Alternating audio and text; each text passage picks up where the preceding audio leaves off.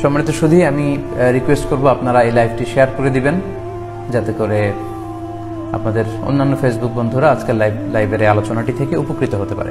আমরা আজকে কুরবানি নিয়ে কিছু কথা শেয়ার করবার চেষ্টা করব ইনশাআল্লাহ। আমরা জানি যে ইব্রাহিম আলাইহিস সালাম আল্লাহ তাআলা সন্তুষ্টির জন্য স্বীয় পুত্র ইসমাঈল আলাইহিস সালামকে কুরবানি করতে চেয়েছিলেন, এবং সেই প্রসঙ্গ থেকেই কিন্তু আমরা প্রতি বছর জিলহজের 10 তারিখে কুরবানি করে থাকি।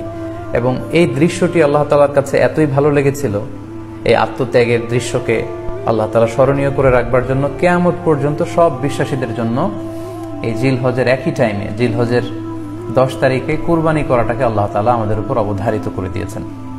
এই বিষয়টি সূরাতুস সাফফাতের 105 নম্বর আয়াতে আল্লাহ তাআলা এভাবে ইরশাদ করছেন, ফালাম্মা বালাগা মাআহু সা'য়া ক্বালা ইয়া বুনাইয়া ইন্নী আরা ফিল মানামি আন্নী আযবাহুক ফানজুর মাযা তারা। অর্থাৎ ইসমাঈল আলাইহিস সালাম যখন একটু বড় হলেন, বাবার সাথে হাঁটতে পারেন, দৌড়াদৌড়ি করতে পারেন, ঠিক তখন ইব্রাহিম আলাইহিস সালাম স্বপ্নে দেখলেন যে তিনি ইসমাঈল আলাইহিস সালামকে কুরবানি করছেন, এবং স্বপ্ন দেখেই তিনি সরাসরি ছেলের সাথে কনসালটেশনে গেলেন, পরামর্শ করলেন যে বাবা, আমি তো স্বপ্নে দেখেছি যে আমি তোমাকে কুরবানি করছি, ফানজুর মাযা তারা, what do you think about it, what's your opinion about it, তোমার মতামত কি সেটা তুমি আমাকে বলো। তখন সাইয়েদনা ইসমাঈল আলাইহিস সালাম অত্যন্ত সাহসিকতার সাথে বলিষ্ঠ একটি জবাব দিয়েছিলেন, সেটাও আল্লাহ তাআলা কোরআনে সরাসরি কোট করেছেন। তিনি বলেছিলেন, ক্বালা ইয়া আবাতি ফাআল মা তু'মার সাতাজিদুনি ইনশাআল্লাহু মিনাস সাবিরিন। অর্থাৎ, হে আমার সম্মানিত পিতা, আপনি যেমনটি স্বপ্নে দেখেছেন, আল্লাহ তাআলা আপনাকে যেমন আদেশ করেছে আপনি ঠিক তেমনটিই করুন, আপনি ভয় পাবেন না, ইনশাআল্লাহ আপনি আমাকে ধৈর্যশীলদের অন্তর্ভুক্ত পাবেন। একটু কি কল্পনা করা যায় যে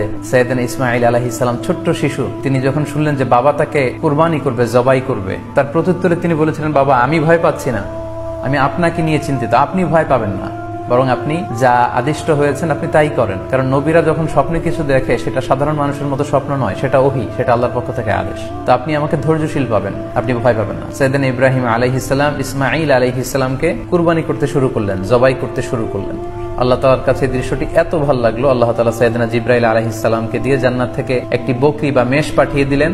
সাইয়েদনা ইসমাঈল আলাইহিস সালামকে ছুরির নিচ থেকে সরিয়ে ফেলা হলো, আর সেখানে ইসমাঈল আলাইহিস সালামের পরিবর্তে একটি জান্নাত থেকে আনা বকরি বা ছাগলকে সেখানে কুরবানি করা হলো। আল্লাহ তাআলা বললেন, কদ সাদ্দাকতা রুইয়া, ইব্রাহিম, তুমি তো তোমার স্বপ্নকে সত্যায়ন করেছো, বাস্তবে রূপান্তরিত করেছো, তুমি তো এই কঠিন পরীক্ষায় সফলতার সাথে উত্তীর্ণ হয়েছো। সাইয়েদনা ইব্রাহিম আলাইহিস সালাম পরীক্ষায় উত্তীর্ণ হলেন, এবং বাপ বেটার এই দৃশ্যায়নটি আল্লাহ তাআলার কাছে এত ভালো লেগেছে, আরশের উপর থেকে আল্লাহ তাআলা এত পছন্দ করেছেন ওনাদের স্যাক্রিফাইসকে, কুরবানিকে, কিয়ামত পর্যন্ত আমরাও যাতে কুরবানি করি, আল্লাহ তাআলা আমাদের জন্য এটাকে অবধারিত করে দিয়েছেন। সম্মানিত শুধু এখানে আমাদের জন্য সবচেয়ে বড় যে শিক্ষণীয় বিষয়, সেটি হচ্ছে সাইয়েদনা ইব্রাহিম আলাইহিস সালামের ঔরসে যখন ইসমাঈল আলাইহিস সালাম আসে, তখন তাফসীর এসেছে ইব্রাহিম আলাইহিস সালামের বয়স ছিল 86 বছর। Could you imagine that? 86 বছর বয়সে যখন একটা সন্তান আল্লাহ তাআলা ওনাকে দান করলেন, আল্লাহ তাআলা বললেন যে সেই সন্তানকে তুমি জবাই করো। আমরা অনেক দম্পতির কথা জানি, তাদের সন্তান হয় না, 15 বছর, 20 বছর, 25 বছর পর অনেক সময় তাদের সন্তান হয়। সেই সন্তানটাকে তারা কত পছন্দ করে, সেই বাচ্চাটাকে তারা কত আদর করে। তো 86 বছর বয়সে আল্লাহ তাআলা ইসমাঈল আলাইহিস সালামকে দান করেছিলেন। এই আদরের সন্তানটাকে আল্লাহ তাআলা বললেন, তুমি কুরবানি করো। কারণ এই বয়স্ক অবস্থায় যখন ইব্রাহিম আলাইহিস সালাম ইসমাঈল আলাইহিস সালামকে পেয়েছিলেন, তখন তিনি হৃদয়টাকে উজাড় করে দিয়ে নিজের ছেলেটাকে ভালোবাসতে শুরু করলেন, এবং হৃদয়ের ভালোবাসার জায়গাটার মধ্যে যে সিংহাসন, সেই সিংহাসনে তিনি ইসমাঈলকে বসিয়েছিলেন। আল্লাহ তাআলা চেয়েছিলেন যে ইসমাঈলকে সেখান থেকে সরিয়ে ওই ভালোবাসার সিংহাসনের জায়গাটাতে তুমি যেন আল্লাহ তাআলাকে স্থান দাও, এবং সেই পরীক্ষাটাই তিনি বেসিক্যালি সাইয়েদনা ইব্রাহিম আলাইহিস সালামের কাছ থেকে করেছিলেন, এবং সেই পরীক্ষায় সাইয়েদনা ইব্রাহিম আলাইহিস সালাম সফলতার সাথে উত্তীর্ণ হয়েছিলেন। অর্থাৎ আল্লাহ চেয়েছিলেন যে তোমার হৃদয়ের ভালোবাসার সবচাইতে বড় জায়গাটা হচ্ছে ইসমাঈলের, তোমার পুরো হৃদয়টা জুড়ে আছে ইসমাঈল। আমি চাই তুমি আমার সন্তুষ্টির জন্য এই ইসমাঈলকে বিলিয়ে দাও, এই ইসমাঈলকে কুরবানি করে দাও। সম্মানিত শুধু এই স্টোরিটা থেকে আমাদের জন্য শিক্ষা হচ্ছে যে সাইয়েদনা ইব্রাহিম আলাইহিস সালামের হৃদয়ের সবচাইতে পছন্দনীয় বিষয়টা ছিল ইসমাঈল। তিনি ইসমাঈল আলাইহিস সালামকে, নিজের ছেলেকে, বেশি পছন্দ করতেন।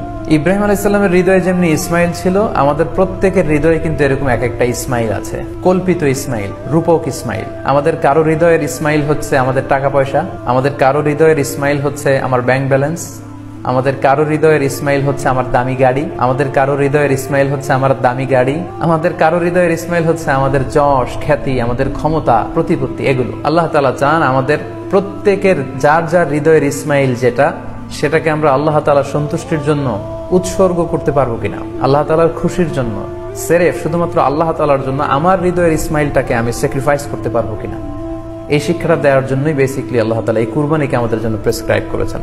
আল্লাহ তাআলা চান যে আমাদের হৃদয়ের পুরো জায়গাটা জুড়ে যেন আল্লাহ তাআলার সন্তুষ্টি, আল্লাহ তাআলার ভালোবাসা, আল্লাহকে যে আমরা ফিল করি, আল্লাহকে যে আমরা ভয় পাই, সেই জায়গাটাতে যেন আমরা আল্লাহ তাআলাকে রাখতে পারি। এটাই মূলত আল্লাহ তাআলা আমাদের কাছ থেকে চান, এবং আমাদের জীবনের সব কাজগুলোই হবে শুধুমাত্র কেবলমাত্র আল্লাহ তাআলার সন্তুষ্টির জন্য।